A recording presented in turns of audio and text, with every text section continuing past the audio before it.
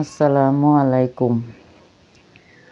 যে ওলি আল্লাহরা আছে না, পীর সাহেবরা আছে না, ওরা কিন্তু আল্লাহ ওলি আল্লাহরা হিসাবরা ওরা কিন্তু জাহিরি বাতিনি, ওরা যাহা কিছু আছে সব কিছু কিন্তু দেখতে পান।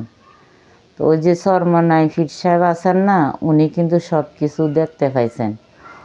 ওনার আসন ওনার দল যে জিতে যাবে, ওই জন্য উনি কী করলেন, জাম্মাত থেকে বেরোয় চলে আসছেন।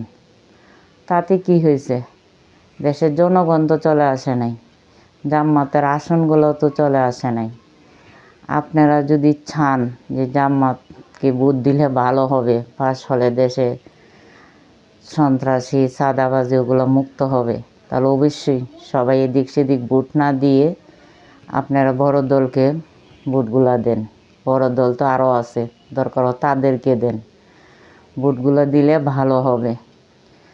যারা সম্মান দিতে জানে না তাদেরকে সম্মান দিতে যায়েন না, যারা সম্মান দিতে জানে তাদেরকে সম্মান দেন, তাহলে ভোটটা কাজে লাগবে। এরপরে আপনারা অন্য ভোট দেন আর না দেন, কিন্তু 24শে জুলাই আপনারা অবশ্যই ভোট দিবেন।